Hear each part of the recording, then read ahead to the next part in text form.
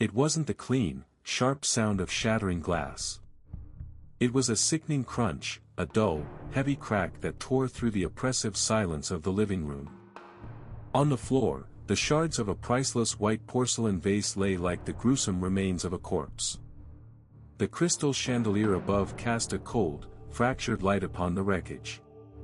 The man nudged a piece with the tip of his expensive shoe and murmured, his voice utterly devoid of emotion, "Congratulations. You just lost $50,000 from your settlement." He spoke not with anger, but with the chilling detachment of an accountant balancing a ledger. On the sofa, the woman's hand trembled slightly as she clutched her wine glass, but a bitter, venomous smile played on her lips. "Is that so? Then I suppose this little recording is worth about 10 million. The air between them was a bowstring pulled taut, ready to snap at any moment.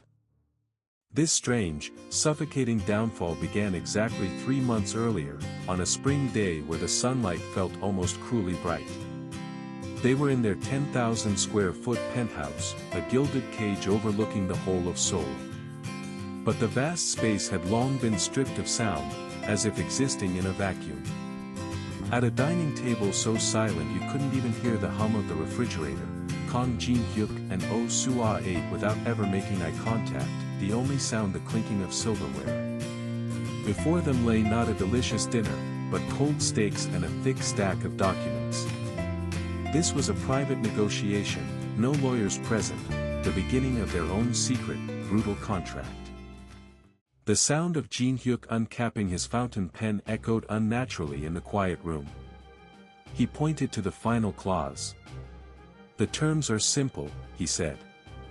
"The first person to produce concrete evidence of fault gets 90% of the assets.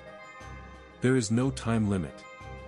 Soo-ah hesitated for only a second before her eyes, gleaming with a mixture of greed and defiance, snatched the papers. She signed her name with a flourish. For her, this marriage had been the only lifeline out of the hell of poverty. She'd rather make a deal with the devil himself than ever go back. Just as they hadn't married for love, their separation wouldn't be about feelings. It was a cold, hard calculation of profit and loss. And so, the game of chicken between two monsters had officially begun. From that day on, their home was no longer a sanctuary, it became a giant, elaborate trap. While Jin-hyuk was at work, Soo-ah climbed a chair and installed a microcamera inside the smoke detector in his study, her calf muscles knotted with tension. Meanwhile, Jin-hyuk was in the garage, planting a high-performance audio recorder under the passenger seat of Soo-ah's car. A single bead of cold sweat traced a path down his temple as he secured it with tape. A husband and wife, hunting each other. Every evening, they would sit across from one another and pretend nothing was wrong, while under the table, they were sharpening the knives they'd used to slit each other's throats. A week later, through the static in his earphones, Jin-hyuk heard Soo-ah's voice. But it wasn't the simple proof of an affair he'd been hoping for. It was something far, far darker. "Do exactly as I told you," her voice, laced with ice, commanded someone on the phone. "Make it so that woman can never set foot in this industry again. Understand?" The recording detailed how Soo-ah had framed the director of a rival art gallery, a vicious scheme that drove the woman to a suicide attempt. What he thought was just a rumor was, in fact, a meticulous, cold-blooded plot orchestrated by his wife. A cruel, predatory grin spread across Jin-hyuk's face. This was more than grounds for divorce. This was a fatal trump card that could send her to prison. But Soo-ah was just as cunning. In the dead of night, while Jin-hyuk slept, she used a silicone mold of his fingerprint to open his private safe. Inside, she found something that made her blood run cold. Behind her husband's perfect career as a partner at a top accounting firm was a filthy, hidden world of corruption, money laundering for mobsters, and massive embezzlement through shell companies. With trembling hands, Soo-ah photographed every single page of the ledger. This one USB drive held the power to utterly obliterate the name Kang Jin-hyuk from the legal world forever.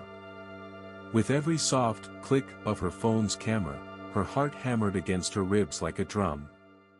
Now that they each held a leash around the other's neck, the pretense began to fall away. At breakfast, Jin Hyuk casually read a news article aloud. Says here the penalties for defamation and false accusation have gotten much stricter. Soo-ah set down her coffee cup, her voice dripping with ice. Is that right? I heard embezzlement and hiding criminal proceeds gets you a minimum of 5 years in prison. But you would know that, wouldn't you? The blades hidden in their words were aimed directly at each other's throats. The air in the house was thick with a sticky, suffocating dread. They were slowly going mad, living on a knife's edge, never knowing when the other would detonate the bomb. And then came tonight. A night of torrential rain, as if the heavens had opened up to wage war on the city below. The storm hammered against the windows as they finally faced off in the living room. The fuse had been lit. Soo-ah brandished the USB containing his secret ledgers. If I send this to the IRS, you are finished, she screamed, her eyes wild with a feverish madness. Wire $50 million into my account right now. A flash of lightning bleached the room white, and in that fleeting moment, the look on Jin Hyuk's face wasn't fear. It was a strange, monstrous smile. You fool, Jin Hyuk growled, his voice a low rumble. He pulled from his jacket not the recording of her past crimes, but another set of documents. Did you ever bother to check whose name is on my money laundering accounts? He asked softly. It's you, oh Soo-ah. If I go down, you go down with me as the mastermind. All the color drained from Soo-ah's face. The USB in her hand was not just a weapon to destroy her husband, it was the evidence that would seal her own doom. Jin Hyuk closed the distance between them, savoring his victory. There will be no divorce.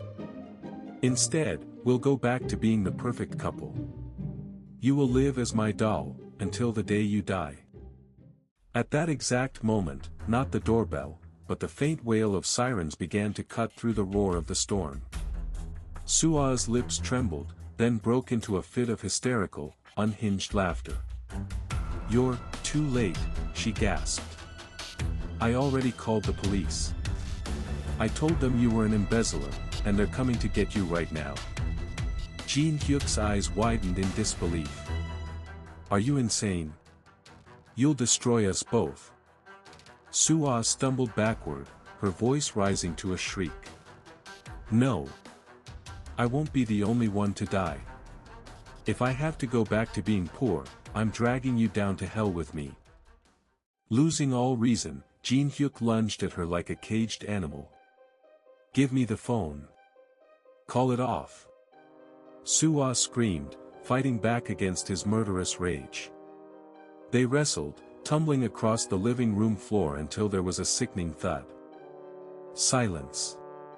Soo-ah's head had slammed hard against the sharp corner of the marble coffee table. A crimson line of blood began to snake down her forehead, staining the collar of her beige dress. Jin Hyuk stumbled back, panting heavily. No. I didn't. But lying on the floor, Soo-ah wasn't crying out in pain. She was laughing. A grotesque, horrifying laugh from a blood-streaked face. Her eyes were vacant, her mind clearly snapped. Now, you're guilty of assault, she whispered. I win. Not a single penny less. Even as blood pooled around her, she refused to let go of the USB. She clutched the evidence of her own destruction as if it were a victory trophy. Just then, the front door burst open, and the police swarmed in. The situation resolved quickly. Jin Hyuk was handcuffed on the spot for assault and embezzlement. He screamed curses at Soo-ah as they dragged him away, but it was over. Soo-ah, being loaded onto a stretcher by paramedics, was not free either. The police confiscated the USB from her hand as evidence. Its contents implicated not just Jin Hyuk, but Soo-ah herself as his accomplice in money laundering. In the end, the knife she had swung to kill her opponent had ended up piercing her own heart. With its masters gone, only the sound of the rain remained in the penthouse. Broken porcelain, spilled wine, a blood stain on the marble table. The magnificent battlefield of greed was now nothing more than a garbage heap. There were no winners here. This was a zero-sum war where everyone lost. On the floor, a single drop of liquid, rain or perhaps a tear, fell onto the divorce contract, smudging the ink. With a soft click, the lights went out, plunging the home into a deep, final darkness. This was the end for two people who chose money over love, and contracts over trust. Perhaps they never wanted a divorce at all. Perhaps they just wanted to watch each other burn. The price they paid to buy the other's misery was their own entire lives. Outside, the rain continues to fall, and the city lights sparkle with a cold, indifferent beauty. And you have to wonder, under how many of those glittering lights is another couple just like them, preparing for their own war. That's all for today's story.